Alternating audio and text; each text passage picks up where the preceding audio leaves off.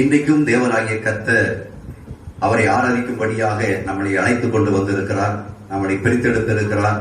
நம்ம சமூகத்திலே அவருடைய பிரசனம் இருக்கிறது. அதனால அருமையான தேவனுடைய பிள்ளையை, நாம் வீடுகளிலே உட்கார்ந்து தேவனை ஆராதித்தாலும் தேவனாகிய கர்த்தருடைய பிரசனம் அந்த இடத்துல இருக்கிறது.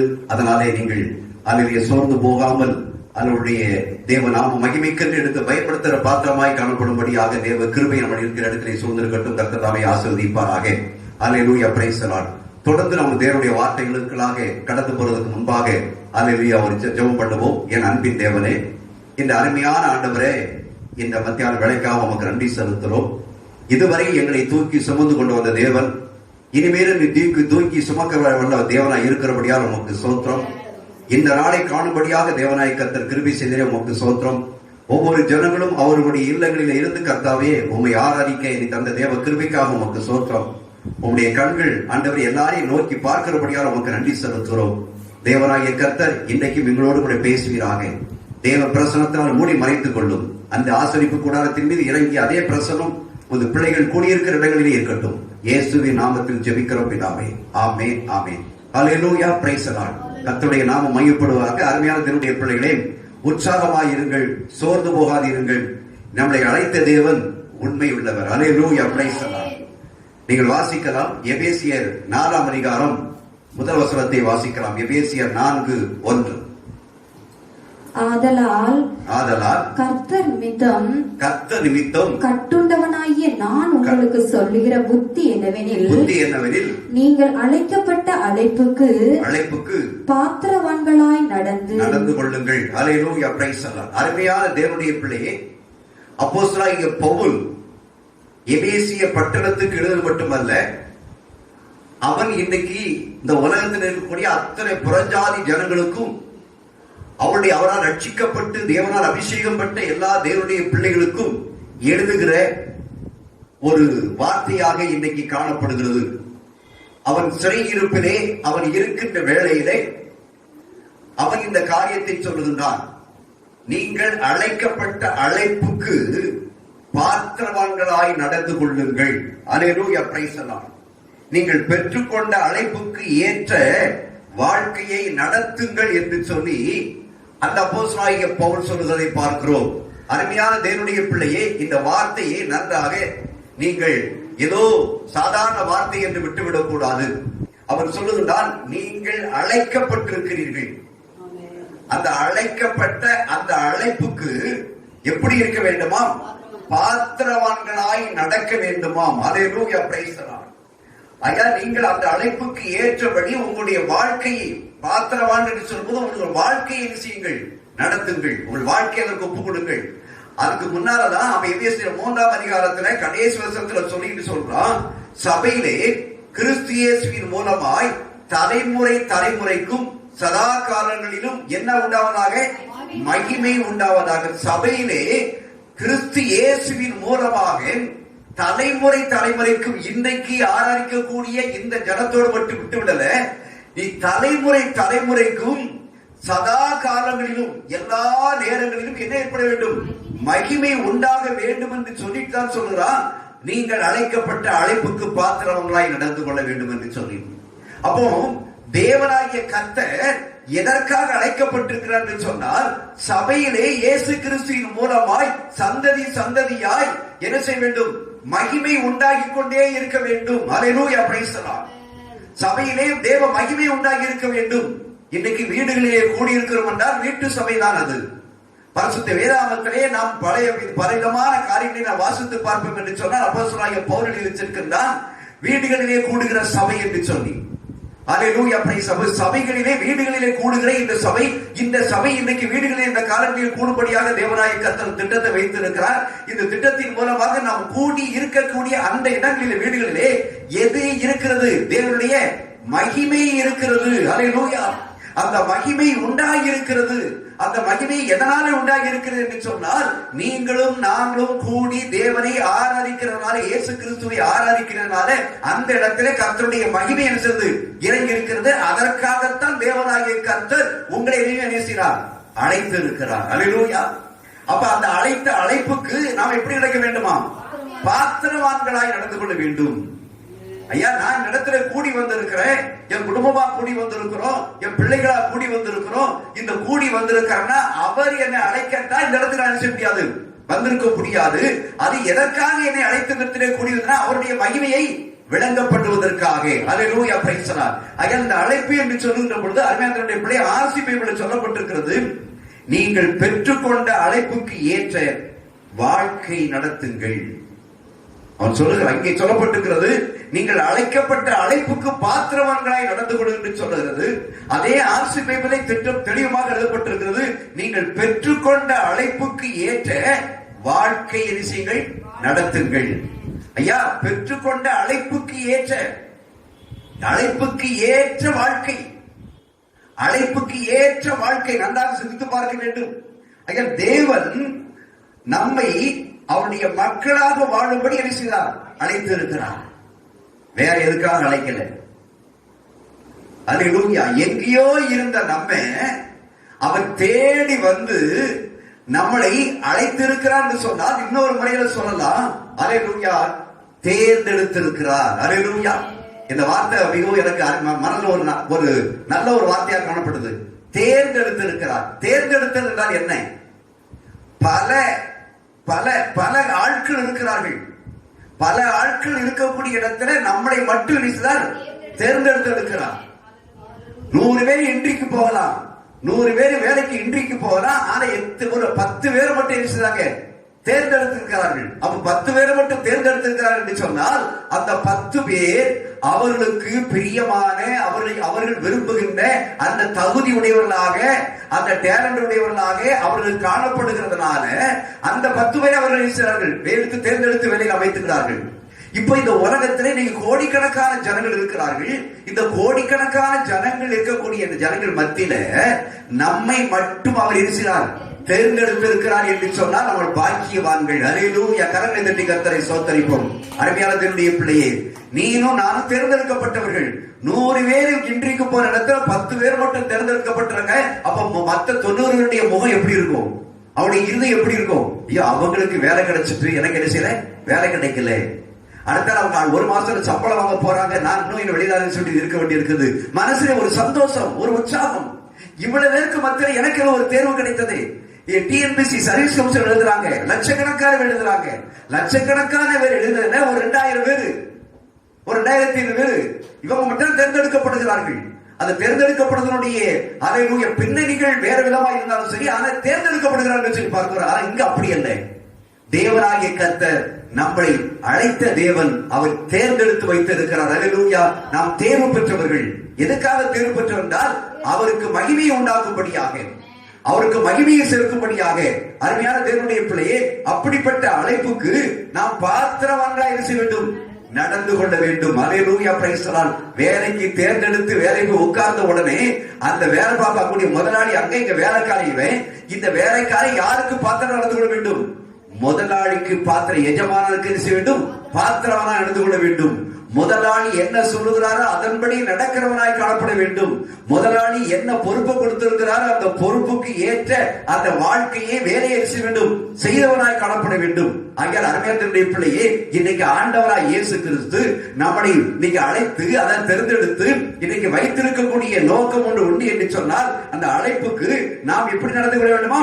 பாத்திரவான்களாய் நடந்து கொள்ள வேண்டும். அல்லேலூயா. ஒரு பெரிய பொறுப்பு கொடுத்திருக்காருங்க. ஏதோ ரட்சிப்பு என்பது ஒரு சாதாரணமானது அல்ல. ரட்சிப்பு என்பது ஒரு சாதாரண வேடிக்கையானது அல்ல. உலகத்தில் எத்தனையோ கோடி ஜனங்கள் இருக்கும் போது உனக்கு மட்டும் அந்த தகுதியை கொடுக்கிறார் என்று சொன்னால் நீனும் நானும் இவ்வளவு பெரிய ஒரு பாக்கியவான்களாய் காணப்பட வேண்டும். அருமையான தேவனுடைய பிள்ளையே, அல்லேலூயா, பிரைஸ் தி லார்ட். பார்க்கிறோம் ரோமர் 8:28 நான் வாசிக்கின்ற பொழுது அங்கே பார்க்கிறோம் அவருடைய தீர்மானத்தின்படி அழைக்கப்பட்டவர்களாய். அல்லேலூயா. யாருடைய தீர்மானத்தின்படி? ஆண்டவராய் இயேசு கிறிஸ்துவினுடைய தீர்மானத்தின்படி அழைக்கப்பட்டவர்களாய், அவருடைய திட்டத்தின்படி. அல்லேலூயா. தேவன் நம்மை அவருடைய தம்முடைய திட்டத்தின்படி அழைத்தெடுத்திருக்கிறார். அதை அவர் திட்டத்தின்படி தேர்ந்தெடுத்திருக்கிறார், சும்மா தேர்ந்தெடுக்கல. அவர் நம்மளை குறித்து அவர் ஒரு திட்டம் வைத்திருக்கிறார். ஒரு பரலோகத்தினுடைய வரைபடம் அவருடைய கருத்தில் இருக்கிறது. இந்த பூமியுடைய வரைபடம் இருக்கிறது.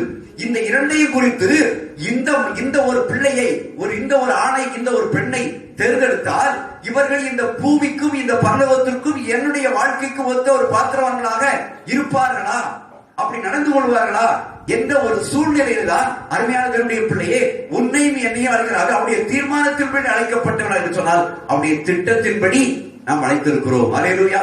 அதான் எவர்களை முன்குறித்தாரோ அவர்களை அவர் அழைத்து இருக்கிறார். அருமையான தேவனுடைய பிள்ளையே, உனக்கு எனக்கு கிடைச்ச ரட்சிப்பு சாதாரண ரட்சிப்பு அல்ல. இன்னைக்கு இந்த ரட்சிப்பை குறித்து உதாசீனப்படுத்திக் கொண்டிருக்கிறார்கள். இந்த ரட்சிப்பை சாதாரண முறையிலே அவர்கள் உதறி தள்ளிவிட்டு போகிற சூழ்நிலையை பார்க்கிறோம். அதுக்கு அல்ல இந்த ரட்சிப்பு, அதற்காக தேவனாய கர்த்தர் அழைக்கவில்லை. அப்படிப்பட்டவர்களை நான் தேவன் அழைத்திருக்கிறார் என்று சொன்னால் அவர் மாமிசத்தின்படி மாமிச காரியங்களுக்காக எதையோ சாதிக்கலாம் என்று சொல்லி வந்தவன் தான் வாழ்க்கையில பின்மாற்றமாக செய்யலாம் விழுந்து கிடந்து கொள்கிறான். ஆக தேவனுடைய திட்டத்தின்படி தீர்மானத்தின்படி அழைக்கப்பட்ட நாம் எதற்காக அழைத்திருக்கிறாரோ அதற்கு நாம் என்ன செய்ய வேண்டும்? பாத்திரவான்களாய் காணப்பட வேண்டும். அல்லேலூயா, பிரைஸ் தி லார்ட். ஆகையால் அதற்காக நம்ம என்ன செய்யலாம்?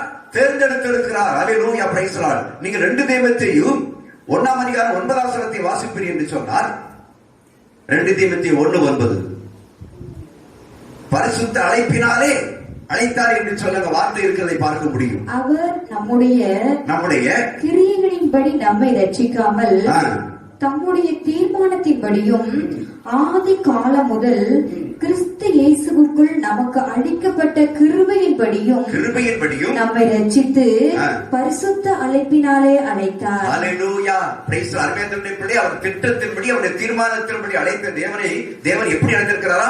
பரிசுத்த அழைப்பு. என்ன அழைப்பா? பரிசுத்த அழைப்பு. ஏன்னா அவர் எப்படிப்பட்டவர்? பரிசுத்தர். நான் பரிசுத்தராய் இருக்கிறது போல நீங்களும் பரிசுத்தவராய் இருக்க வேண்டும் என்பதற்காகத்தான் தேவனாகிய கர்த்தர் நமக்கு கொடுத்த அழைப்பு. எப்படிப்பட்ட அழைப்பு? பரிசுத்த அழைப்பு. அல்லேலூயா, பரிசுத்த அழைப்பு.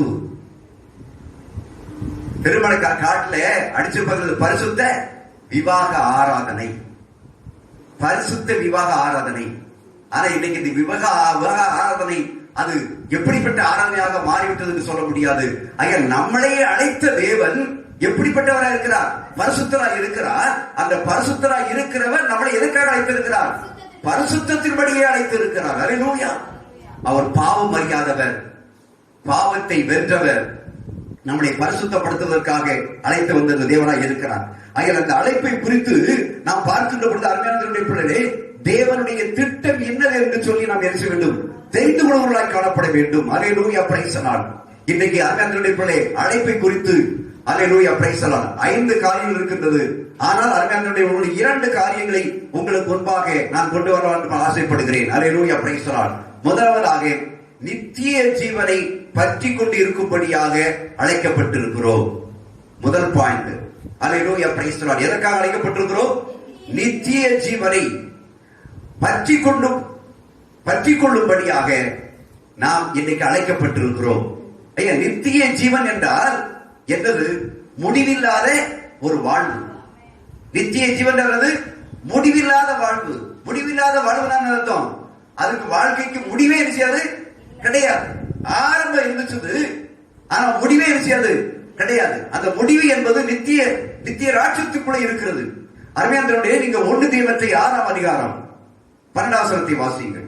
1 தீமோத்தேயு 6:12. விசுவாசத்தின் நல்ல போராட்டத்தை போராடு, நித்திய ஜீவனை பற்றிக்கொள். நித்திய ஜீவனை பற்றிக்கொள். அதற்காகவே நீ அழைக்கப்பட்டாய். அதற்காகவே நீ அழைக்கப்பட்டாய். அல்லேலூயா. அருமையான தேவனுடைய பிள்ளையே, அப்போஸ்தலனாகிய பவுல் தீமோத்தேயுக்கு எழுதுகின்ற பொழுது சொல்லுகின்ற இந்த வார்த்தையை நன்றாக நீங்கள் கவனித்து பார்க்க வேண்டும். அல்லேலூயா, பிரைஸ் தி லார்ட். அவன் சொல்லுகின்றான், அல்லேலூயா, பிரைஸ் தி லார்ட், சொல்லுகின்ற வார்த்தையை பார்க்கிறோம். விசுவாசத்தின் நல்ல போராட்டத்தை போராடு, நித்திய ஜீவனை பற்றிக்கொள். அதற்காகவே நீ அழைக்கப்பட்டிருக்கிறாய். அருமையானவர்களே, தேவனாகிய கர்த்தர் இந்த பூமியில் இருக்கக்கூடிய கோடிக்கணக்கான ஜனங்கள் இருந்து நம்மளை நம்மளை தேர்ந்தெடுத்திருக்கிறார் என்று சொன்னால் அந்த தேர்ந்தெடுத்தனுடைய ஒரு நோக்கம் என்ன? நித்திய ஜீவனை வேண்டும், பற்றி பிடித்துக் கொள்ள வேண்டும். நித்திய ஜீவனுக்கு பங்குள்ளவர்களாக காணப்பட வேண்டும். நித்திய ஜீவனுக்கு பங்குள்ளவர்களாக, நித்திய ஜீவனை பற்றி பிடித்துக் கொண்டவர்களாக, நித்திய ஜீவனை பெற்றுக் கொண்டவர்களாக வாழ வேண்டும் என்பதற்காகத்தான் தேவனாகிய கர்த்தர் நம்மளை அழைத்திருக்கிறார், நம்மளை தேர்ந்தெடுத்திருக்கிறார். அப்படி என்று சொன்னால் அப்போ நித்திய ஜீவன் இல்லாத ஒரு வாழ்க்கை ஒன்று இருக்கிறது, பூமியில இருக்கிறது. அப்ப நித்திய ஜீவன் இல்லாத முடியக்கூடிய வாழ்க்கை நினைக்கிறார்கள். இன்னைக்கு புசிப்போம், குடிப்போம், நாளைக்கு சாவோம். அது மட்டுமல்ல, நாம் மரித்ததுக்கு அப்புறம் நமக்கு என்ன, நான் செத்து போனதுக்கு அப்புறம் எனக்கு என்ன, பிறகு என்ன எனக்கு தெரிய போகுது. அருமையான தேவனுடைய பிள்ளையே, இதான் இன்னைக்கு உலக வாழ்க்கை, ஒரு முடிவான வாழ்க்கை என்று சொல்கிறார்கள். ஆனால் அப்படிப்பட்ட வாழ்க்கை உனக்கு இல்ல, உனக்கு ஒரு முடிவில்லாத ஒரு வாழ்க்கை நான் வச்சிருக்கிறேன், ஒரு நித்திய ஜீவனை வச்சிருக்கிறேன். அதற்காகத்தான் உன்னை இந்த கூட்டத்திலிருந்து என்ன செஞ்சிருக்கிறேன், பிரித்து எடுத்து உனக்கு என்ன தேர்வு செய்து உனக்கு கொண்டாந்து வச்சிருக்கிறேன் என்று சொல்லி பார்க்கிறோம். அல்லேலூயா, பிரைஸ் தி லார்ட். அருமையான தேவனுடைய பிள்ளையே, நன்றா கவனிக்கணும். நீ ரட்சிக்கப்பட்டிருக்கிற, ரட்சிக்கப்பட்டிருக்கிறது உண்மை என்று சொன்னால் உனக்குள்ளே நீ எந்த வாழ்வுக்கு வந்திருக்கிறாய்? நித்திய ஜீவனை, நித்திய ஜீவனை, முடிவில்லாத வாழ்க்கை வாழ்வதற்காகத்தான் நீ இருக்கிறாய், வந்திருக்கிறாய். அல்லேலூயா, பிரைஸ் தி லார்ட். நல்லா கவனிச்சுக்கணும். பக்கத்துல பேசிட்டு கூடாது, சிந்தனைகள் சிறடிக்க விடக்கூடாது, தேவனுடைய வார்த்தை உள்ள போகாது. ஆகிய அருமையான தேவனுடைய பிள்ளையே, தேவனுடைய வார்த்தையை நன்றாக நீங்கள் பார்ப்பீர்கள் என்று சொன்னால் அல்லேலூயா, பிரைஸ் தி லார்ட். நித்திய ஜீவனை, முடிவில்லாத வாழ்வுக்காக, அழிந்து போகிற வாழ்க்கை அல்ல, இந்த பூமியில் உள்ள வாழ்க்கை மட்டும் வாழ்க்கை அல்ல, அடுத்த ஒரு வாழ்க்கை இருக்கிறது. இந்த வாழ்க்கைக்கு ஆயத்தப்படும்படியாகத்தான் தேவனாகிய கர்த்தர் உன்னை இருக்கிறார், அங்கே அழைத்து இருக்கிறார், உன்னை தேர்ந்தெடுத்து இருக்கிறார், உன்னை செலக்ஷன் பண்ணி இருக்கிறார். அந்த செலக்ஷனுடைய காரியத்தின் மத்தியில நீங்கள் பார்ப்பீர்கள் என்று சொன்னால் கர்த்தருடைய வார்த்தை உங்களுக்குள்ளே கிரியை செய்ய வேண்டும். அல்லேலூயா, பிரைஸ் தி லார்ட். அருமையான தேவனுடைய, நீங்க உலக வாழ்க்கை அல்ல, நமக்கு தேவனாகிய கர்த்தர் ஒரு முடிவில்லாத வாழ்க்கை செய்தார், வைத்து இருக்கிறார். அந்த வாழ்க்கை தான் எனக்கு என்ன செய்யும் வேண்டும், அழிந்து போகிற வாழ்க்கை அல்ல, வாழக்கூடிய வாழ்க்கை. இந்த பூமியிலே சரீரத்தோடு வாழ்ந்த பிறகு கூட அடுத்தால பின்னால் ஒரு வாழ்க்கை என்ன செய்து இருக்கிறது, அதான் அழிவில்லாத ஒரு வாழ்க்கை, நித்திய ஜீவனை கொடுக்கக்கூடிய வாழ்க்கை. அப்ப அந்த வாழ்க்கையை இன்றைக்கு யார் மூலமா தான் பெற்றுக்கொள்ள முடியும்? இயேசு கிறிஸ்து மூலமா தான் என்ன செய்ய முடியும், பெற்றுக்கொள்ள முடியும். அதுதான் அவர் சொல்லுகின்றார், அல்லேலூயா, கிறிஸ்தவராகிய நாம் நித்திய ஜீவனை என்ன செய்ய வேண்டும், பற்றிக்கொள்ள வேண்டும். அல்லேலூயா. ஆண்டவரை இயேசு கிறிஸ்துவை சொந்த ரட்சகராய் ஏற்றக்கூடிய தேவனுடைய பிள்ளையே, இந்த செய்தியை கேட்டுக்கொண்டிருக்கக்கூடிய பிள்ளைகளே, அடுத்த செய்தியை கேட்க போகிற பிள்ளைகளே, நீங்கள் உங்களுடைய வாழ்க்கையில எதற்காக நான் இயேசுவை தெரிந்து கொண்டே இருக்கக்கூடிய ஒரு அறிவு இருக்க வேண்டும். இந்த பூமியில் உள்ள வாழ்க்கை மட்டுமல்ல, எனக்கு ஒரு அழியாத நித்திய முடிவில்லாத ஒரு வாழ்க்கை இருக்கிறது, அதற்காக நான் இயேசுவை தெரிந்து கொண்டேன். அல்லேலூயா, பிரைஸ் தி லார்ட். அந்த வாழ்க்கை மட்டும்தான் உனக்கு எனக்கும் தேவையான ஒரு வாழ்க்கையா இருக்கிறது. அல்லேலூயா. அதை குறித்து நாம் பார்ப்போம் என்று சொன்னால், நீங்கள் மார்க் எழுதின சுவிசேஷம், அல்லேலூயா, பிரைஸ் தி லார்ட், மார்க்கை திருப்புங்கள், மார்க்கிலே 10ஆம் அதிகாரத்தை திருப்புங்கள். மார்க்கிலே 10ஆம் அதிகாரத்திலே ஒரு மனுஷனை குறித்து நாம் பார்க்க முடியும். அல்லேலூயா, பிரைஸ் தி லார்ட். 10ஆம் அதிகாரத்திலே நீங்கள் 17ஆவது வசனத்தை பார்ப்பீர்கள் என்று சொன்னால் அங்கே ஒரு மனுஷன் இருக்கிறதை பார்க்க முடியும். வாசிங்கள் 17. பின்பு அவர் புறப்பட்டு வழியிலே போகையில் ஒருவன் ஓடி வந்து அவருக்கு முன்பாக முழங்கால் படியிட்டு நல்ல போதகரே, நித்திய ஜீவனை சுதந்தரித்துக் கொள்ளும்படி நான் என்ன செய்ய வேண்டும் என்று கேட்டார். நன்றாக கவனிங்க.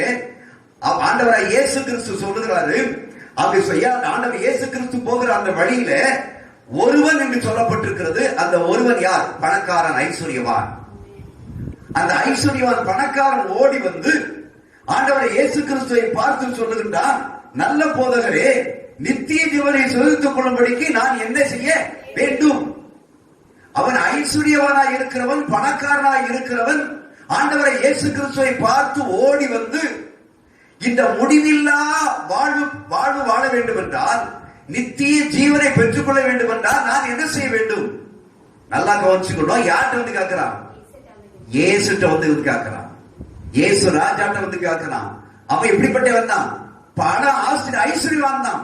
அந்த பணம் வந்து அவனுக்கு என்ன வாழ்வு கொடுக்க முடியாது? நித்திய வாழ்வு கொடுக்க முடியாது, நித்திய ஜீவனை கொடுக்க முடியாது, முடிவில்லா வாழ்வை கொடுக்க முடியாது. அவன் கோடீஸ்வரன், அவன் பெரிய அரண்மனை விட்டு கட்டி வச்சிருக்கலாம், பெரிய பங்களா கார் இருக்கலாம், ஒருவேளை பிளைட்டே வச்சிருக்கலாம். ஆனா இப்படிப்பட்ட ஒரு பெரிய பணக்காரனாக கோடீஸ்வரனாக அவன் வாழ்க்கையில இருந்தாலும் கூட அதன் மீது அவனுக்கு ஒரு நம்பிக்கை இல்லை என்பதை புரிந்து கொள்ள வேண்டும். அல்லேலூயா.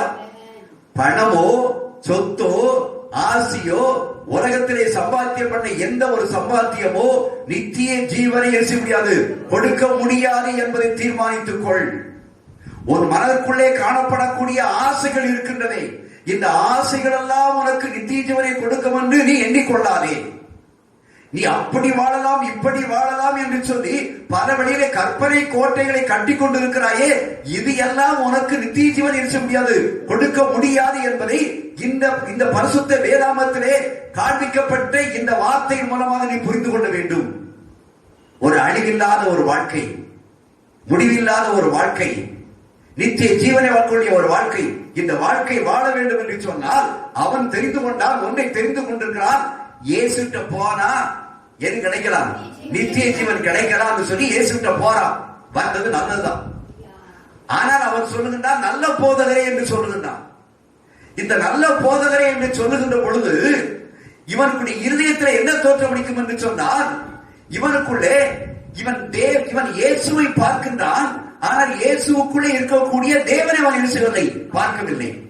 இவன் இயேசுவை பார்க்கிறான், ஆனால் அந்த இயேசுக்குள் இருக்கக்கூடிய பிதாவுடைய விசுவாசத்தை அவனிடத்தில் என்ன செய்ய முடியவில்லை, காண முடியவில்லை என்று சொன்னால், அருமையான பிள்ளையை நன்றாக நீங்கள் பார்க்க வேண்டும். இவன் ஆண்டவரை ஓடி வந்த உடனேயே அந்த 18வது வசனத்திலே பார்க்கிறோம். இயேசு அதற்கு சொல்லுகிறார். அதற்கு வாசிங்கள் 18. அதற்கு இயேசு, நீ என்னை நல்லவன் என்று சொல்வானே, நீ எனக்கு நல்லவன் என்று சொல்வானே, தேவன் ஒருவர் தவிர நல்லவன் ஒருவரும் இல்லை. அல்லேலூயா. நீ என்னை நல்லவன் என்று சொல்லுகிறாய். இவர் மோசமா நல்லவர் தான். ஆனால் அவர் யாரை மேன்மைப்படுத்துகிறார்? தனக்குள்ளே இருக்கக்கூடிய பிதாவாகிய தேவனை மேன்மைப்படுத்துகிறார். அந்த பிதாவை விசுவாசிக்கிறானா இல்லை என்னை விசுவாசிக்கிறானா? அருமையானவருடைய பிள்ளையே, இவனுக்கு இருக்கக்கூடிய இவன் ஐஸ்வர்யவானா இருக்கிறான். ஆனா இவனுடைய பேசும்போது நல்ல போதகரை என்று சொல்லுகின்றான். அந்த நல்ல போதகரை என்று சொல்லக்கூடிய அந்த வார்த்தைகளுக்குள்ளே கர்த்தர் எதை பார்க்கிறார் என்று சொன்னால், இவன் ஏதோ ஒரு காரியத்திற்காக விசுவாசம் இல்லாமல், பாவத்திலிருந்து மனம் திரும்புதல் இல்லாமல் இந்த ஒரு காரியத்தை செய்ய வேண்டும் என்று சொல்லி இருக்கிறான். அவன் வந்திருக்கிறான், நித்திய ஜீவனை கேட்கிறான். ஆனால் அவனுக்குள்ளே எது இல்லை? விசுவாசம் இல்லை என்பதை அவர் சோதித்த விசுவாசத்தை அவர் சோதித்து பார்க்கிறார். 18வது வசனத்தில் சொல்லப்பட்டால்தான் விசுவாசத்தை சோதித்து பார்க்கிறார். ஆனா அதே நேரத்தில் 19ஆம் வசனம் 20ஆம் வசனத்தை நீங்கள் பார்ப்பீர்கள் என்று சொன்னால், அந்த 19, 20ஆம் வசனத்தில் குறித்து பார்க்கும்போது, என் தேவனாகிய கர்த்தர் அவருக்குள்ளே இருக்கக்கூடிய பாவத்தை குறித்த அறிவை அவருக்குள் உருவாக்க நியாயப்பிரமாணத்தை பயன்படுத்துகிறதை பார்க்கிறோம். அது நியாயப்பிரமாண கட்டளை, அது கற்பனை. அல்லேலூயா, பிரைஸ் தி லார்ட்.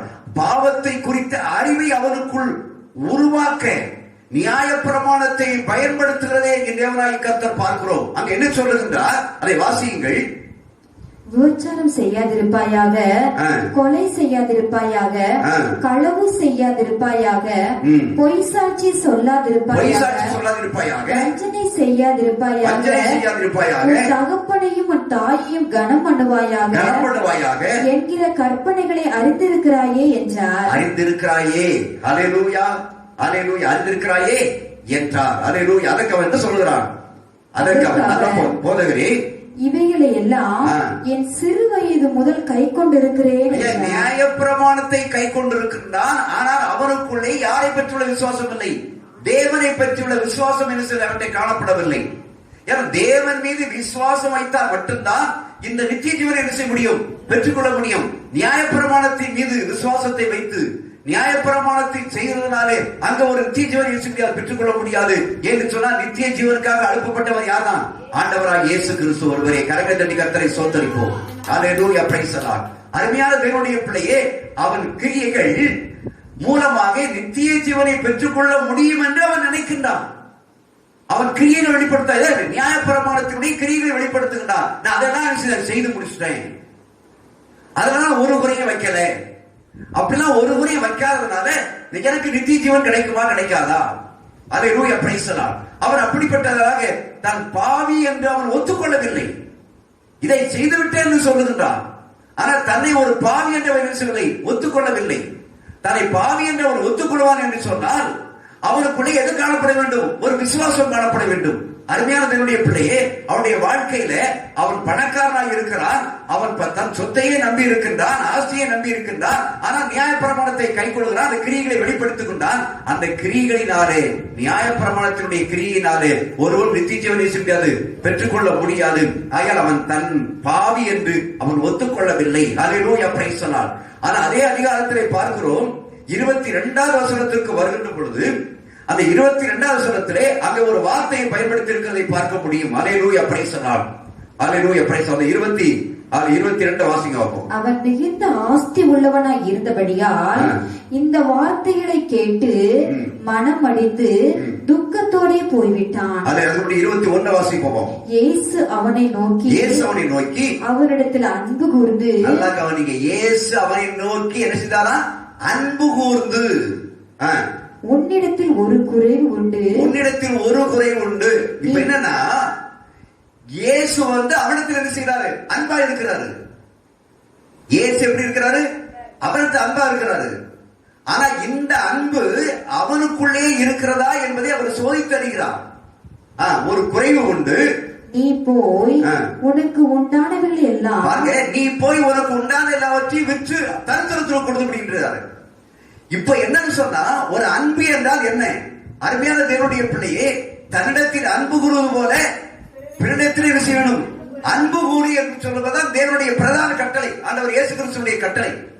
ஆனால் இவன் தன்னிடத்தில் மட்டும்தான் அன்பு கூறுவனாக நடந்து கொண்டு இருக்கிறதை தவிர பிறனிடத்தில் அவர் அன்பு கூறுவார் சரி நடக்கவில்லை. ஏன் என்று சொன்னால், அவர் சொன்ன உடனேயே இவன் ஆஸ்தியுள்ளவனாக இருந்தபடியினால் இந்த வார்த்தையை கேட்டு மனமடிந்து துக்கத்தோடு போய்விட்டான்.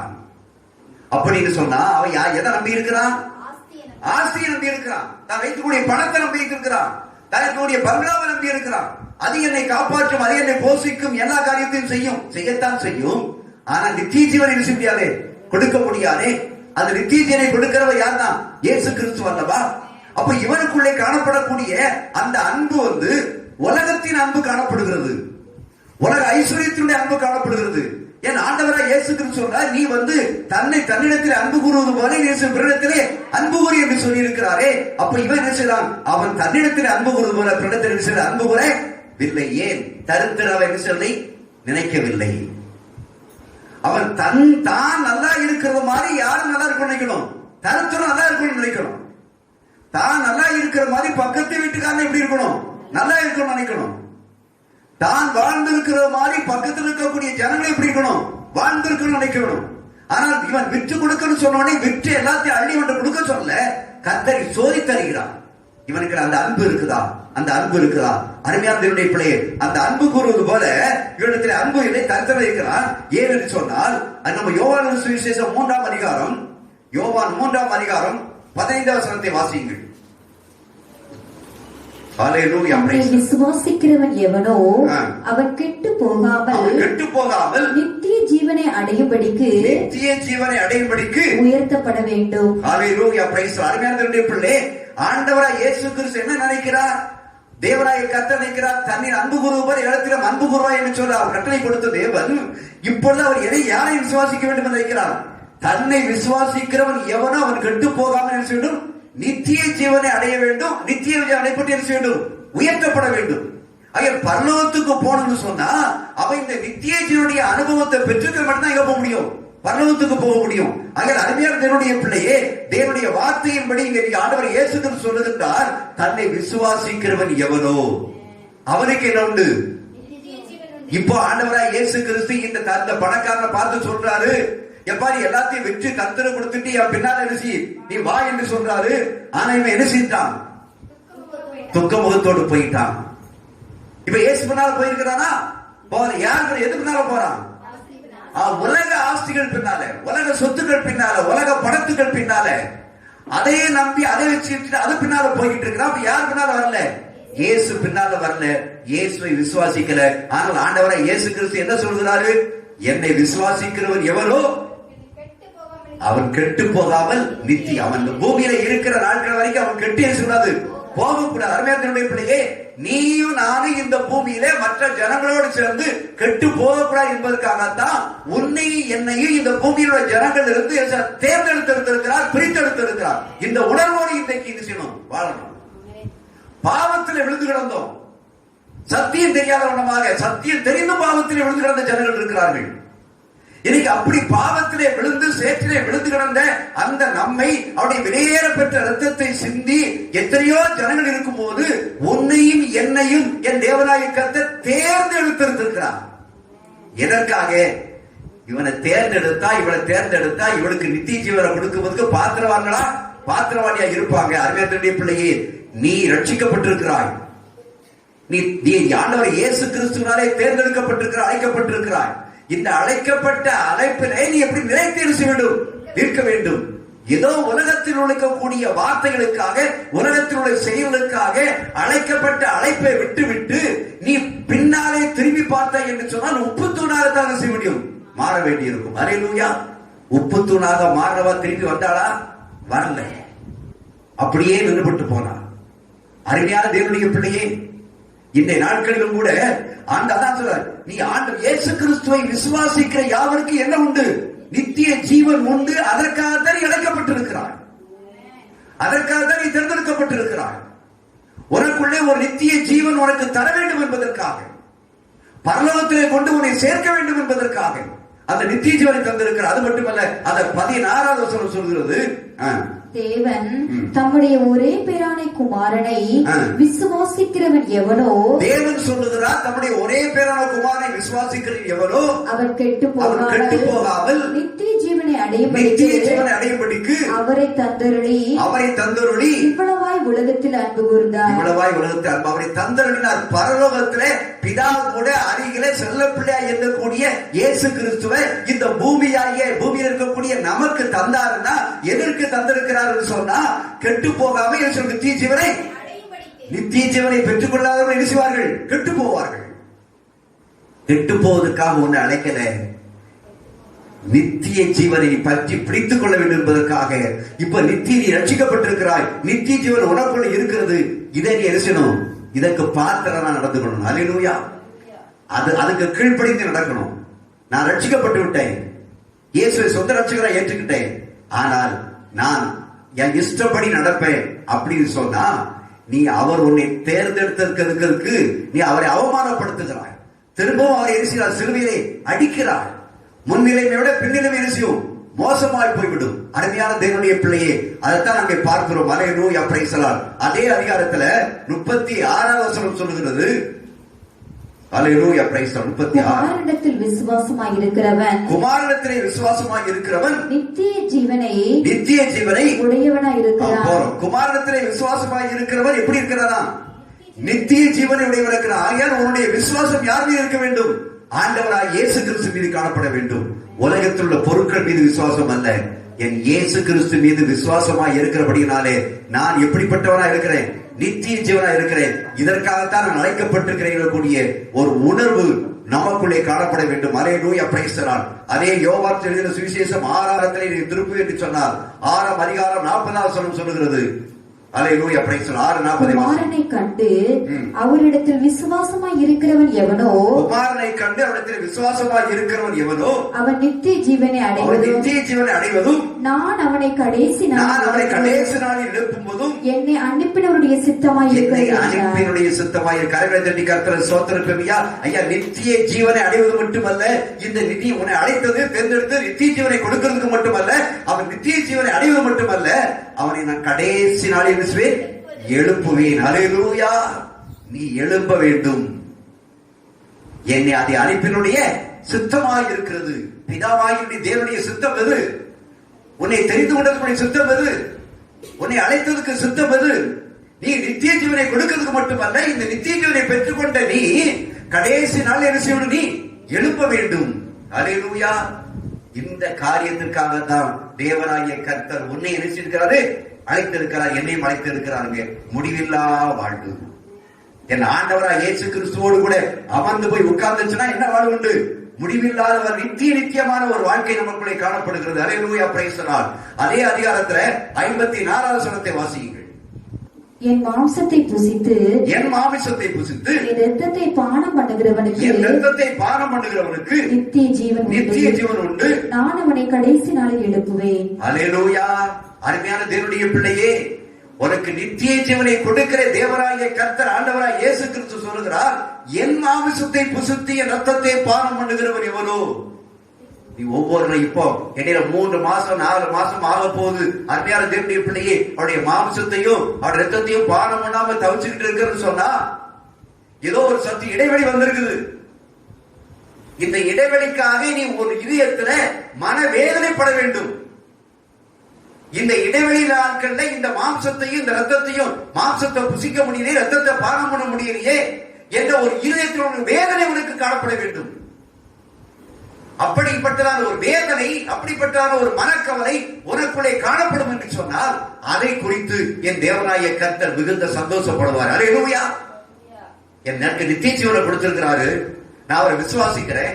அது மட்டுமல்ல, இன்னும் அந்த நித்திய ஜீவனை கொடுத்து நித்திய ஜீவனுக்கு வேணும்னா அவருடைய பந்தில நினைச்சணுமே, கலந்து கொள்ள வேணுமே, அவருடைய மாம்சத்தை புசிக்கணுமே, அவருடைய ரத்தத்தை பானம் பண்ணணுமே, அவருடைய மாம்சத்தையும் ரத்தத்தையும், மாம்சத்தை புசித்து ரத்தத்தை பானம் பண்ணாதானே எனக்கு நித்திய ஜீவன் கிடைக்கும், கடைசியா அவர் கூட எழுப்ப முடியும் என்ற ஒரு வாஞ்சை உனக்குள்ளே காணப்பட வேண்டும். அருமையான தேவனுடைய பிள்ளையே, அது காணப்பட்டுக் கொண்டிருந்தால் உனக்கு வாழ்க்கையில் ஒரு ஜெயம் எடுக்கிற வாழ்க்கை தான். அல்லேலூயா, பிரைஸ் தி லார்ட். அது மட்டுமல்ல, அந்த யோவான் 17ஆம் அதிகாரம் 3ஆம் வசனத்திலே வாசிக்கிறோம். 17:3 அல்லேலூயா. பிதாவை நோக்கிட்டு ஜெபத்துல செய்வாரு, ஒன்றான மெய் தேவனாகிய உம்மையும் நீர் அனுப்பினவராகிய இயேசு கிறிஸ்துவையும் அறிவதே நித்திய ஜீவன். ஆண்டவராய் இயேசு கிறிஸ்து பிதாவை நோக்கி ஜெபம் பண்றாங்க. பிதாவை நோக்கி ஜெபம் பண்ணுவது சொல்றாரு, ஒன்றான மெய்தவனாகிய உம்மையும், உண்மை அறிவதும் நீர் அனுப்பின ஆண்டவராய் இயேசு கிறிஸ்துவை அறிந்து கொள்வது என்பது நித்திய ஜீவன். நீ அருமையான நீ பிதாவையும் ஆண்டவராய் இயேசு கிறிஸ்துவையும் அறிந்து கொள்வது உண்மை என்று சொன்னால் உனக்குள்ள என்ன வாழ்க்கை இருக்கிறது? முடிவில்லா ஒரு வாழ்க்கை இருக்கிறது. நித்திய ஜீவன் உனக்குள்ள இருக்கிறது. அப்படி இருந்தது சொன்னா நீ ஆண்டவருடைய வருகை வரைக்கும் இப்படி இருக்கணும், பாத்திரவனா நடந்து கொள்ளணும், அத பொறுப்புள்ளவனா நடந்து கொள்ளணும். அல்லேலூயா, பிரைஸ் தி லார்ட். அது வர வரைக்கும், எப்ப வர்றாரு அது வர்ற வரைக்கும் நான் அவருடைய நித்திய ஜீவனை பெற்றுக் கொண்டிருக்கிறேன், கடைசி நாளை அவளோடு எழுப்பப்படுவேன் என்றக்கூடிய அந்த வாஞ்சை உனக்குள்ளே காணப்பட வேண்டும். ஆகிய அருமையான தேவனுடைய பிள்ளையே, இந்த பணக்காரனாகிய அந்த ஐஸ்வரனாகிய அவன் நித்திய ஜீவனை பெற்றுக்கொள்ள முடியாத வண்ணமாக அவன் தேவனை விட்டு தூரமாய் போய் ஒன்று முடியாத வண்ணமாக, அல்லேலூயா, பிரைஸ் தி லார்ட், அவன் தள்ளப்பட்டவனாக இயேசுவை விட்டு இருந்தான், புறம்பே ஓடிவிட்டான் என்று சொல்லி பார்க்கிறோம். அருமையான தேவனுடைய பிள்ளையே, உன்னுடைய வாழ்க்கை நல்லா 31 வரைக்கும் நீங்க வாஸ்து பார்ப்பீங்க என்று சொன்னால், அந்த மார்க் 10:31 வரைக்கும் நீங்கள் வாஸ்து பார்ப்பீங்க என்று சொன்னால் அங்கே சொல்லப்பட்டிருக்கூடிய அந்த காரியத்தை நீங்கள் பார்க்கலாம். ஏன்னு சொன்னால் அருமையான தேவனுடைய பிள்ளையே, அதே அதிகாரத்தில் மார்க் 10ஆம் அதிகாரத்திலே அல்லேலூயா, பிரைஸ் தி லார்ட் 23ஆம் வசனத்திலே வாசிக்கிறோம். அல்லேலூயா. இயேசு சுற்றி பார்த்து தம்முடைய சீசரை நோக்கி, ஐஸ்வர்யம் உள்ளவர்கள் தேவனுடைய ராஜ்யத்தில் பிரவேசிப்பது எவ்வளவு அரிதா இருக்கிறது. ஐஸ்வர்யமான எல்லாமே தேவனுடைய ராஜ்யத்தில் பிரவேசிக்க முடியாதல்ல, அந்த ஐஸ்வர்யத்தை மட்டுமே நம்பி இயேசு மீது விசுவாசம் வைக்காதவன், இயேசு மீது நம்பிக்கை வைக்காதவன், இயேசுவை தன் இதயத்தில் ஏற்றுக்கொள்ளாதவன் தேவனுடைய ராஜ்யத்திலே நீ நானும் தேவனுடைய ராஜ்யத்துல பிரவேசிக்கணும்னு சொன்னா, தேவனுடைய ராஜ்யத்துல போகணும்னு சொன்னா, அருமையான தேவனுடைய பிள்ளையே, உன்னுடைய வாழ்க்கையில நீ நித்திய ஜீவனை பெற்றுக் கொண்டிருக்கிறாய். ஆனால் கடைசி முடிவு என்ற வரைக்கும் என்ன செய்ய வேண்டும்? அதற்கு பாத்திரம், உனக்கு ஒரு பாத்திரம் கொடுத்திருக்கிறாங்க, பொறுப்பு கொடுத்திருக்கிறாரு. நித்திய ஜீவனை வேண்ட கொடுத்தா கடைசி வரைக்கும் என்ன செய்வான்? காப்பாற்றுவன் கொடுத்திருக்கிறாரு. அதை நீ என்ன செய்யணும்? ஒரு பொறுப்பை, ஒரு பொருளை கொடுத்திருக்கிறாரு. அந்த பொருளை அவர் வர வரைக்கும் என்ன செய்யணும்? நீ காப்பாற்ற வேண்டும். அதற்கு முன்பாக உலகத்தில் நடக்கக்கூடிய பலவிதமான ஆசை இச்சைகளுக்கோ இல்ல உலகத்தில் நடக்கக்கூடிய பிரச்சனைகளுக்கோ நீ விட்டுட்டன்னு சொன்னா உன்னுடைய வாழ்க்கை அந்தோ என்று செய்யும் மாறிவிடும். ஆகிய அருமையான பிள்ளை, அதற்கு இடம் கொடுக்க வேண்டிய அவசியம் அல்ல. அதே அதிகாரத்துல அல்லேலூயா, பிரைஸ் தி லார்ட் 28ஆம் வசனத்திலே வாசிக்கிறோம். அவன் சொல்லுகின்றான், அப்பொழுது பேதுரு அவரை நோக்கி, இதோ நாங்கள் எல்லாவற்றையும் விட்டு உம்மை பின்பற்றினோமே என்று சொல்ல தொடங்கினான். யார்? பேதுரு சொல்றான். பேதுரு எப்படி வந்தான்? அவன் எங்க இருந்தவன்? மீன் பிடிச்சிட்டு இருந்தவன். மீன் பிடிச்சிட்டு இருந்தவனே இயேசு என்ன சொல்றார்? யார் கூட வாழ்ந்தாரு. வான்னு சொன்ன நினைச்சுதான். அப்படியே அந்த வலையையும் படகையும் அவன் தாய் தகப்பன் பிள்ளை எல்லாத்தையும் விட்டுட்டு என்ன செஞ்சுட்டான்? பின்னால வந்தனாலதான் இப்ப கேட்கிறா, ஆண்டவரே நான் எல்லாவற்றையும் விட்டுட்டு உன் பின்பற்றி வந்தேன் ஆண்டவரே என்று சொல்ல தொடங்கினா, அதற்கு இயேசு 29 சொல்லக்கூடிய வார்த்தையை வாசிங்கள். அதற்கு இயேசு பிரதியுத்தரமாக, என் நிமித்தமாக சுவிசேஷத்தை நிமித்தமாகவும் வீட்டையாவது சகோதரனையாவது சகோதரிகளையாவது தகப்பனையாவது தாயையாவது மனைவியாவது பிள்ளைகளையாவது நிலங்களையாவது விட்டவர் எவரும் இப்போது இம்மையிலே துன்பங்களோட கூட நூறத்தனையாக வீடுகளையும் சகோதரரையும் சகோதரிகளையும் தாய்களையும் பிள்ளைகளையும் நிலங்களையும் மறுமையிலே நித்திய ஜீவனையும் ஒரு நாள் வரும், நீ எல்லாத்தையும் விட்டுட்டா இருக்கணும் போகணும். ஆனா அதுக்கு இப்பவே என்ன செஞ்சுக்கோ, ஆயத்து படிக்கோ. அல்லேலூயா. கொண்டு வந்தது ஒண்ணுமல்ல, கொண்டு போவது ஒண்ணுமல்ல. எவ்வளவுதான் ஆட்சி வச்சிருந்தாலும் சரி, அது பூமியில இருக்கிற வரைக்கும் தான். ஆகையால் அதுக்கு முக்கியத்துவம் கூடாது. முதலாவது தேவனுடைய ராஜ்யத்தையும் நீதியும் தேடு, பின்வினைகள் தான் உனக்கு கொடுக்கப்படும். ஆகையால் நீ அவர் மேல விசுவாசத்தை வச்சிருந்தீன்னு சொன்னா அதெல்லாம் விட்டுட்டு இயேசு எனக்கு போதும் என்று சொல்லி அவரை நோக்கி வந்திருப்பாய் என்று சொன்னா உனக்கு என்ன கிடைக்குமா? நித்திய ஜீவன் உண்டு. அல்லேலூயா. இந்த இதுக்குத்தான் கர்த்தர் வந்து இருக்கிறார், அழைத்து இருக்கிறார். அருமையான தேவனுடைய பிள்ளையே, ஆகிய கிறிஸ்தவர்களாகிய நாம் நித்திய ஜீவனை பெற்றுக் கொள்ளும்படியாக இருக்கிறோம், அழைக்கப்பட்டிருக்கிறோம். கூடிய விசுவாசம் இருக்கட்டும். அல்லேலூயா. இரண்டாவதாக பார்க்கிறோம், ஆசீர்வாதத்தை சுதந்திரித்துக் கொள்ளும்படியாக அழைக்கப்பட்டிருக்கிறோம். அல்லேலூயா. Praise the Lord. எதற்காக அழைக்கப்பட்டிருக்கிறோம்? ஆசீர்வாதத்தை சுதந்திரித்துக் கொள்ளும்படியாக. 1 பேதுரு அல்லேலூயா பிரைஸ் தி லார்ட் 3ஆம் அதிகாரம் 9ஆம் வசனத்தை வாசியுங்கள். தீமைக்கு தீமையையும் உதாசீனத்துக்கு உதாசீனத்தையும் சரி கட்டாமல் அதற்கு பதிலாக நீங்கள் ஆசீர்வாதத்தை சுதந்திரித்துக் கொள்ளும்படி அழைக்கப்பட்டிருக்கிறீர்கள் என்று அறிந்து ஆசீர்வதியுங்கள். அல்லேலூயா. அருமையான தேவனுடைய பிள்ளையே, உன்னை தேவனாகிய கர்த்தர் எதற்காக தேர்ந்தெடுத்திருக்கிறார் என்று சொன்னால் உன்னை ஆசீர்வதிக்க வேண்டும். முதலாவது எதை தரக்கூடியவர்? நித்திய ஜீவனை ஒரு பெற்றாச்சுன்னு சொன்னா கர்த்தர் அடுத்த ஸ்டெப் எது? ஆசீர்வாதத்தை கொண்டு போறார். அல்லேலூயா. Praise the Lord. வேலைக்கு அப்ளை பண்ணிருக்க, இன்றைக்கு வந்திருந்த உடனேயே உனக்கு ஆசீர்வாதம் இல்லை. அந்த இன்ட்ரியில போய் நீ நினைச்சணும், தேர்ந்தெடுக்கப்படணும். தேர்ந்தெடுத்து அதுக்கப்புறம் உனக்கு அப்பாயின்மெண்ட் ஆர்டர் கொடுத்து அந்த அப்பாயின்மெண்ட் ஆர்டருக்கு அப்புறம் வேலையில சாய்ந்ததுக்கு அப்புறம் தான் அதுக்கப்புறம் உனக்கு ஆசீர்வாதம் வருது. அருமையான தேவனுடைய பிள்ளையே, உன்னுடைய வாழ்க்கையிலும் கூட தேவனாகிய கர்த்தர் சொன்னார், நீங்கள் ஆசீர்வாதத்தை சுதந்திரித்துக் கொள்ளும்படியாக கர்த்தர் உங்களை செய்கிறார், அழைத்திருக்கிறார். நல்ல யோசித்து பார்க்கணும். நல்ல வாயிலிருந்து வரக்கூடிய வார்த்தை எப்படிப்பட்ட வார்த்தை பார்க்கணும். அருமையான, நீ ஆசீர்வதிக்கப்பட்டதற்காக அழைக்கப்பட்டிருப்பாய் என்று சொன்னால் உன்னிடத்திலிருந்து புறப்படக்கூடிய வார்த்தை எப்படிப்பட்ட வார்த்தையா இருக்க வேண்டும்? ஆசீர்வாதமான வார்த்தையா இருக்கணும். அதைத்தான் அந்த வசனம் சொல்லுது. ஏதோ நீ தர்த்தரனா இருக்கிறதுக்காக தேவன் கர்த்தர் உன்னை அழைக்கல. நான் இன்னும் தர்த்தரனா இருக்கிறேனே. ஒருவேளை தேவனுடைய சுத்தம் தர்த்தரன் என்று சொன்னால் உனக்கு தேவையான அனைத்தையும் கர்த்தர் செய்கிறவராக இருக்கிறார். என்ன, அவர் ஐஸ்வர்ய சம்பன்னர், உனக்காக இருக்கிறார், எனக்காக கர்த்தராக இருக்கிறார். அருமையான தேவனுடைய பிள்ளையே, ஆகையால நான் எதற்காக அழைக்கப்பட்டிருக்கிறேன்? தேவன் எனக்கென்று வைத்திருக்கிற, ஆயத்தப்படுத்தி வைத்திருக்கிற ஆசீர்வாதத்தை சுதந்திரித்துக் கொள்ளும்படியாக நான் அழைக்கப்பட்டிருக்கிறேன். அந்த விசுவாசம் உனக்குள்ள இருக்கட்டும். அந்த விசுவாசத்தை உனக்குள்ள வச்சுக்கிட்டு நீ மற்றவர்கள் யாரா இருந்தாலும் சரி, நீ அவர்களை ஆசீர்வதிச்சுன்னு சொன்னா ஆட்டோமேட்டிக்கா இந்த ஆசீர்வாதம் உனக்கு நிச்சயம் கிடைக்கும். அல்லேலூயா. நான் மட்டும் ஆசீர்வதிக்கப்பட்டிருக்கணும். பக்கத்து வீட்டுக்காரன் நினைச்சுக்கூடாது, ஆசீர்வதிக்கப்படக்கூடாது. என் சகோதரன் ஆசீர்வதிக்கப்படக்கூடாது. அவன் எல்லாரும் என்கிட்ட வந்து கடன் வாங்க வரணும், எனக்கு அடிமையா இருக்கணும் அப்படின்னு சொல்லி நினைச்சிட்டே இருந்தேன்னு சொன்னா உன்கிட்ட இருக்கிறது நினைச்சியும் எடுபட்டு போகும். ஒரு நாள் முன்னேறவே முடியாது. அல்லேலூயா. Praise the Lord. அருமையான தேவனுடைய பிள்ளையே, அந்த ஆசீர்வாதத்தினுடைய தன்மையை குறித்து பார்க்கும்போது நமக்கு ஞாபகம் வருவது ஆபிரகாம் தான் ஞாபகம் வருது. அல்லேலூயா. Praise the Lord.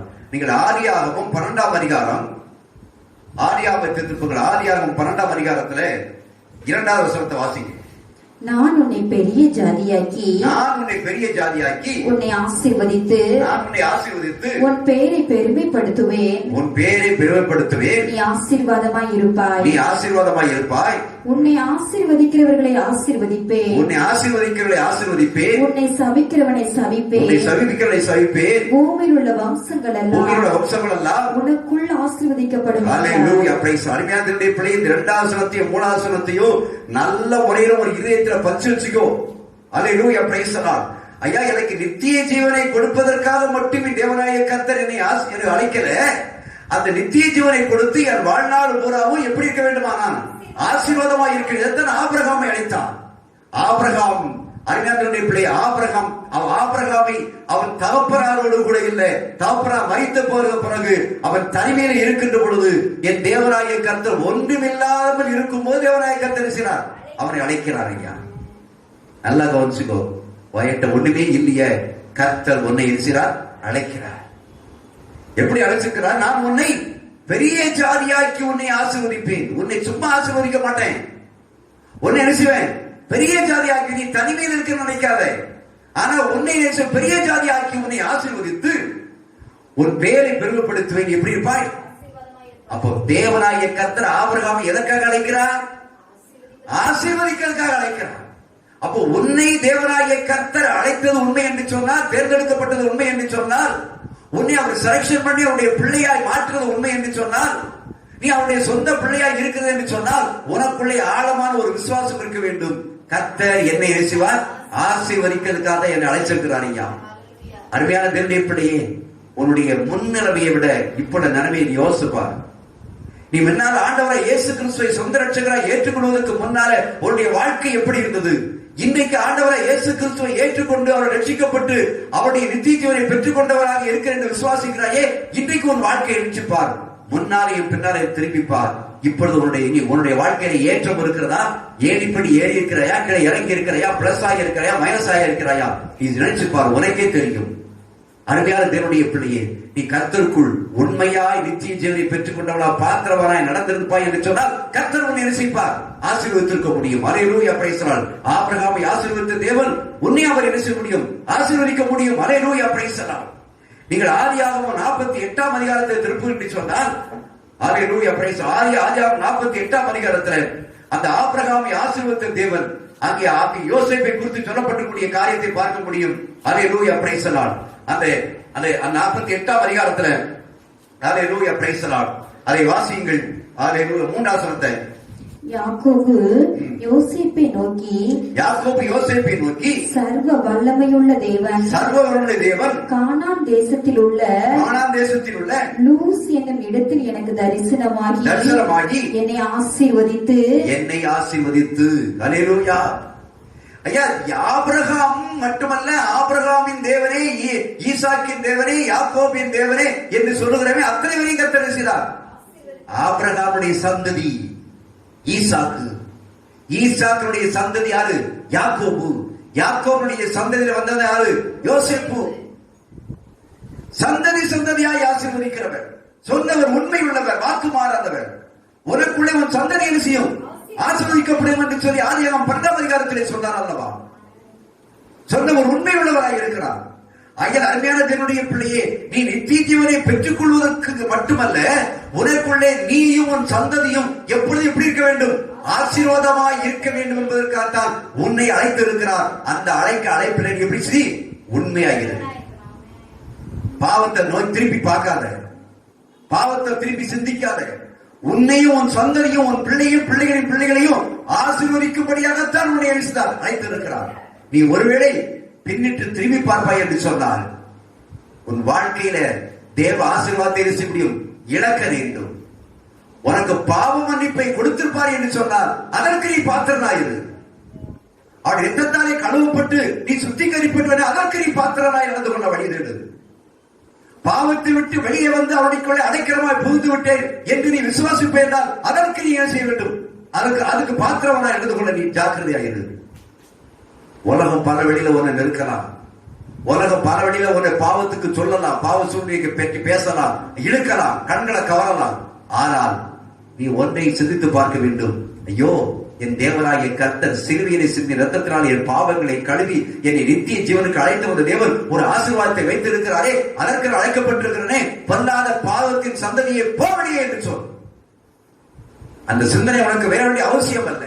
அருமையான தேவனுடைய பிள்ளையே, அல்லேலூயா, பிரைஸ் தி லார்ட். அந்த அதே அதிகாரத்தை நீங்கள் வீட்டிலே நன்றாக ஃபுல்லா வாசித்து பாருங்கள். அங்கே தேவ அந்த யோசேப்பை குறித்து அந்த யாக்கோபு எப்படிலாம் ஆசீர்வதிக்கிறார் என்று சொல்லி அதை பின்னாலே வாசித்து பாருங்கள். நேரம் காணவில்லை. அல்லேலூயா, பிரைஸ் தி லார்ட். உபாகமம் 7ஆம் அதிகாரம் 13ஆம் வசனத்தை வாசியுங்கள். உபாகமம் 7:13. அல்லேலூயா, பிரைஸ் தி லார்ட். உன்மேல் அன்பு வைத்து உன்னை ஆசீர்வதித்து உனக்கு கொடுப்பேன் என்று உன் பிதாக்களுக்கு ஆணையிட்டு கொடுத்த தேசத்தில் உன்னை பெருக பண்ணி உன் கற்ப கனியையும் நிலத்தின் கனியாகிய உன் தானியத்தையும் உன் திராட்சரசத்தையும் உன் எண்ணெயையும் உன் மாடுகளின் பலனையும் உன் ஆட்டு மந்தைகளையும் ஆசீர்வதிப்பார். அல்லேலூயா. அருமையான தேவனுடைய பிள்ளை, லேசான ஆசீர்வாதம் இல்லைங்க. கர்த்தருக்கு பாத்திரனாய் உண்மையாய் நீ நடப்பாய் என்று சொன்னார், நீ உண்மையாய் மனம் திரும்பிப்பாய் என்று சொன்னார், உண்மையா ரட்சிக்கப்பட்டிருப்பாய் என்று சொன்னார், உண்மையா நித்திய ஜீவனுக்கு பாத்திரனாய் இருக்கிறேன் என்று சொன்னால், என் தேவனாகிய கர்த்தர் அதுல நீ உண்மையா நடந்துகிட்டு இருக்கு சொன்னால், இந்த ஆசீர்வாதத்துக்கு அழைக்கப்பட்ட அழைப்பிலையும் என் தேவனாகிய கர்த்தர் உன்னை சொல்லுகிறாரு, உன்மேல் அன்பு வைத்து உன்னை ஆசீர்வதிக்கு. அல்லேலூயா. உன்னை அவர் நேசிக்கிறாருங்க. பெற்ற பிள்ளைய நம்ம சொன்ன வேலையை தவறாம கீழ்ப்படுத்தி பார்க்கணும், அந்த பிள்ளையை எவ்வளவு நேசிக்கிறோம், எவ்வளவு புத்தம் கொடுக்கிறோம். இதே மாதிரிதான் தாயினும் மேலான அன்பு. அந்த அன்பு நீ பாத்திரவாட்டியா நடந்துகிட்டே வந்து சொன்னா, என் தேவனாகிய கர்த்தர் உன்மேல் வைக்கக்கூடிய அன்பு இருக்கே, இந்த அன்பு ஒரு காலம் ஒழித்து போகாது. அந்த அன்பு இருந்து உன்னை இருக்கிறது ஆசீர்வதிக்கிறது. அல்லேலூயா. அது மட்டுமல்ல, உனக்கு கொடுப்பேன் என்று உன் பிதாக்களுக்கு ஆணையிட்டு கொடுத்த தேசத்தில் உன்னை என்ன செய்வேன், பெருக பண்ணுவேன். அல்லேலூயா, பிரைஸ் தி லார்ட். அது மட்டுமல்ல, உன் கற்பத்தின் கனியை என்ன செய்வேன், ஆசீர்வதிப்பேன். உன் நிலத்தின் கனியை ஆசீர்வதிப்பேன். நீ விளைக்கிற தானியத்தை ஆசீர்வதிப்பேன். நீ நடுகிற திராட்சை தோட்டத்தை ஆசீர்வதிப்பேன். அதுவாய் உன் எண்ணெயை ஆசீர்வதிப்பேன். நீ வீட்டு வளர்க்கக்கூடிய மாடுகளின் பலனை செய்யும் மாட்டு மந்தைகளையும் நான் ஆசீர்வதிப்பேன். இதை விட உனக்கு வேற என்னங்க வேணும்? உன் கையினால எதெல்லாம் தொடுதி அதெல்லாம் எப்படி இருக்கும், ஆசீர்வாதமா இருக்கும். அப்படிலாம் ஆசீர்வாதமா இருக்கணும்னு சொன்னா, நீ அழைப்பிற விஷயம் உறுதியா இருக்கு. அதுக்கு பாத்திரவானா நீ உண்மையா நடந்து காட்டு. கர்த்தர் உன்னை ஆசீர்வதிக்காரா என்று சொல்லி பார்ப்போம். அல்லேலூயா, பிரைஸ் தி லார்ட். பணத்தின் மீது ஆசை வைக்காத, ஒரு வேலையின் மீது ஆசை வைக்காத, என் தேவன் மீது ஆசை வை. என் ஆண்டவன் மீது, உன் அழைத்த தேவன் மீது அன்பு வை. அந்த தேவன் உனக்கு இயேசுவார், ஒரு தேர்ந்தெடுத்து நல்ல இடத்தை இயேசுவார் கொடுக்கிறவராக இருக்கிறார். அல்லேலூயா, பிரைஸ் தி லார்ட். அந்த உபாகமம் 33ஆம் அதிகாரத்தை நீங்கள் திருப்புங்கள். 33ஆம் அதிகாரத்துல அல்லேலூயா, பிரைஸ் தி லார்ட். முதல் வசனத்தை வாசியுங்கள். தேவனுடைய மனுஷனாகிய மோசே தான் மரணம் அடையும் முன்னே இஸ்ரவேல் புத்திரரை ஆசீர்வதித்த, அல்லேலூயா, இஸ்ரவேலை ஆசீர்வதிப்பதே தேவனுக்கு பிரியமா இருந்தது. அல்லேலூயா. அப்போ மோசேயை கொண்டு தேவனாகிய கர்த்தர் ஆசீர்வதிக்கிறதை பார்க்கிறோம். அல்லேலூயா. இஸ்ரவேல் புத்திரரை ஆசீர்வதித்த ஆசீர்வாதமாவது, அந்த அதிகாரத்தை வீடியோ படிச்சு பாருங்க. எப்படிப்பட்ட ஆசீர்வாதத்தை தேவனாகிய கர்த்தர் மோசே மூலமாக கொடுத்திருக்கிறார் என்று சொல்லி. அருமையானவர்களுடைய பிள்ளையே, ஆகிய நீ ஆசீர்வாதத்திற்காக இருக்கிறாய், அழைக்கப்பட்டிருக்கிறார். ஆசீர்வாதத்திற்காக அழைக்கப்பட்டிருக்கிறார். வேற எங்கே தேடி அலைய வேண்டியதில்லை. ஆசீர்வாதத்திற்காக வேற எங்க ஒரு கூட்டத்துக்கு போன அவசியம் அல்ல. நீ உண்மையாய் தேவனுக்கு முன்பாக பாத்திரவாட்டியாய் நடப்பாய் என்று சொன்னால் கர்த்தர் உன்னை ஆசீர்வதிக்க வல்லவராய் இருக்கிறார். அதே அதிகாரம் 11ஆம் வசனத்தை வாசியுங்கள். கர்த்தாவே, அவன் சம்பத்தை ஆசீர்வதித்து அவன் கைக்கிரியைகளின் மேல் பிரியமாயிரும். கர்த்தாவே, அவன் சம்பத்தை ஆசீர்வதித்து அவன் கைக்கிரியின் மேல் பிரியமாயிரும். நன்றாக கவனிச்சுக்கையா. அதே மோசே சொல்லுறான், கர்த்தாவே அவர் என் சம்பத்தை ஆசீர்வதிங்க, இஸ்ரவேலை ஆசீர்வதிங்க. மோசே அன்றைக்கு ஜெபித்தான். இன்னைக்கு ஆண்டவராக இயேசு கிறிஸ்து உனக்காக எனக்கு ஜெபித்து கொண்டிருக்கிறாரு. எனக்கு பாத்திரமா நடந்து கொண்டிருக்கூடிய என் பிள்ளைய பிதாவே நீ நிச்சயம் ஆசீர்வதியும் என்று உனக்காக அவர் மன்றாடி ஜெபித்துக் கொண்டிருக்கிறார். அல்லேலூயா. அது மட்டுமல்ல, அதுதான் அவன் கைக்கிரிகளின் மேல் நிச்சயம் பிரியமாய் இருந்தாலும் அவன் கைனால எந்த வேலை செஞ்சாலேப்பா அது ஆசீர்வாதமா நீங்க மாற்றி கொடுங்கப்பா. உனக்காக என் ஆண்டவராய் இயேசு அன்று மோசே இஸ்ரவேல் ஜனங்களுக்காக ஜெபித்தார். இன்று உனக்காகவும் எனக்காகவும் ஆண்டவராய் இயேசு கிறிஸ்து பிதாவிடத்தில் ஜெபித்துக் கொண்டிருக்கிறார், பரிந்து பேசிக் கொண்டிருக்கிறார். நீ அவருக்கு உண்மையா பாத்திரவனா இருந்தா அந்த ஜெபத்துல இருந்து உனக்கு ஆசீர்வாதம் கிடைக்கும். நீ அதுக்கு பாத்திரவனா இல்லை அப்படின்னா ஆசீர்வாதம் தெரிவிக்க முடியாது, பெற்றுக்கொள்ள முடியாது. அருமையான தேவனுடைய பிள்ளையே, அதே அதிகாரத்தில் 13வது வசனத்தை வாசியுங்கள். யோசேப்பை குறித்து கர்த்தரால் அவனுடைய தேசம் ஆசீர்வதிக்கப்படுவதாக.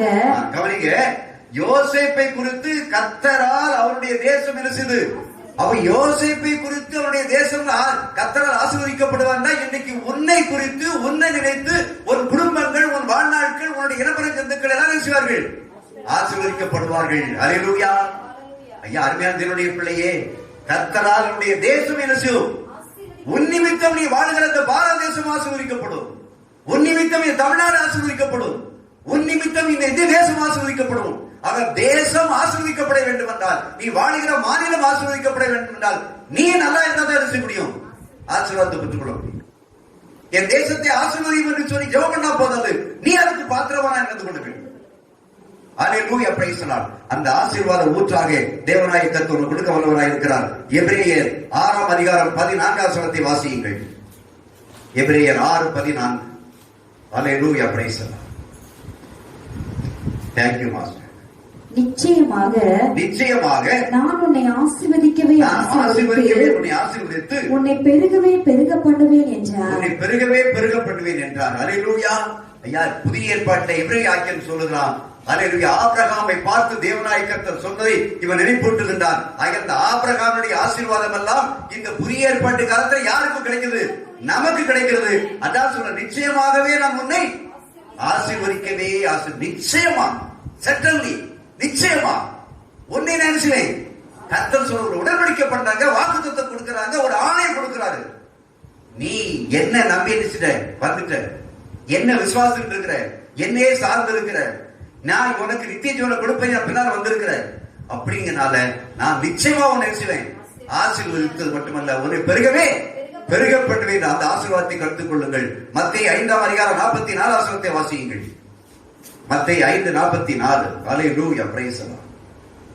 நான் உங்களுக்கு சொல்கிறேன், உங்கள் சத்துருக்களை சிநேகியுங்கள், உங்களை சபிக்கிறவர்களை ஆசீர்வதியுங்கள், உங்களை பகைக்கிறவர்களுக்கு நன்மை செய்யுங்கள். இப்ப யார் ஆசீர்வதிக்கணுமா? சபிக்கிறவரை ஆசீர்வதிக்கணும். ஐயா, சபிக்கிறவரை நீ ஆசீர்வதிச்சுட்டு சொன்னா அந்த ஆசீர்வாதம் யாருக்கு தான்? உனக்கு தான். அவனை எப்படி ஆசீர்வதிக்கிறது நினைச்சுன்னா, சபிச்சான்னா அந்த சாபம் நமக்கே விஷயம் மாறிடும். அதனால அருமையான தேவனுடைய பிள்ளையே, சத்துருக்களை சிநேகி. உன்னை யார் சாபப்பட்டு இருக்கிறாங்களோ அவங்கள பார்த்து சொல்ல, ஆண்டவரே இவங்களை ஆசீர்வதிங்கப்பா. அவங்க நல்லா ஆசீர்வதிச்சுன்னா அவங்க இருதயம் எப்படி மாறிடும்? உமக்கு பிரியமா விஷயம் மாறிடும் ஆண்டவரே. ஆகிய சபிக்கிறவனை ஆசீர்வதியுங்கள். தேவனாய கர்த்தர் ஆசீர்வாதத்திற்கான அழைத்து இருக்கிறார். ஐயா, நம்மளை ஆசீர்வதிக்க அழைத்திருக்கும் போது நம்ம எல்லாரும் நினைச்சிடும் ஆசீர்வதிக்கணும். நம்முடைய கடன் பிரச்சனையை கர்த்தர் தீர்த்தார் அப்படின்னு சொன்னா, நம்ம அடுத்தவங்களுக்கு கொடுத்துக்கூடிய கடன் பிரச்சனை நம்ம தீர்க்கணும். அதான் நம்ம அங்க பாக்குறோம். கடன்பட்டவன் தான் கடனை தீர்த்துட்டான்.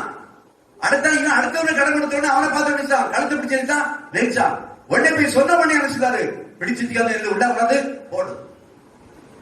ஐயா, ஆசீர்வதிக்கிறதுக்கு நம்மளை அழைச்சிருக்காரு, அப்ப நம்மளே நினைச்சணும் மற்றவர்களை ஆசீர்வதிக்க தான் செய்யணும். அல்லேலூயா. கலத்தியர் 3:14 சொல்லப்பட்டிருக்கிறது, ஆபிரகாமுக்கு உண்டான ஆசீர்வாதம் கிறிஸ்து இயேசுவினால் புறஜாதிகளுக்கு வரும்படியாக ஆவியை குறித்து சொல்லப்பட்ட வாக்கு தத்தத்தை நாம் விசுவாசத்தினாலே பெரும்படியாக இப்படி ஆயிற்று. எதனாலே? விசுவாசத்தினாலே. அப்ப ஆபிரகாமுக்கு இதுவரைக்கும் சொல்லப்பட்ட ஆசீர்வாதம் எல்லாம் கிறிஸ்து இயேசுவுக்குள்ளே யாருக்கு உண்டு? எனக்கு உண்டு. நான் விசுவாசிக்கின்றேன். இன்னைக்கு விசுவாசித்தால் தேவனுடைய மகிமையை நிச்சய முடியும், காண முடியும். அருமையான தேவனுடைய பிள்ளைகளே, ஏற்க சொன்ன நம்முடைய தேவன் தம்முடைய ஐஸ்வர்ய பிரபா இருக்கிறார். பிலிப்பியர் 4:19 வாசிக்கிற என் தேவன் தம்முடைய ஐஸ்வர்யத்தின் படி, அல்லேலூயா, பிரைஸ் தி லார்ட். வாசியுங்கள் பிலிப்பியர் 4:19. Thank you master. Hallelujah. என் தேவன் தம்முடைய ஐஸ்வர்யத்தின்படி உங்கள் குறைவை எல்லாம் கிறிஸ்து இயேசுவுக்குள் மகிமையிலே நிறைவாக்குவார். அருமையான தேவனுடைய பிள்ளையே, நீ வேற எங்கேயும் உன் குறைவை நிறைவாக்க முடியாது. எங்கதான் நிறைவேற்ற முடியும்? கிறிஸ்து இயேசுக்குள்ளதான் தேவனாய் கர்த்தருடைய குறைவை நிறைவாக்க முடியும்.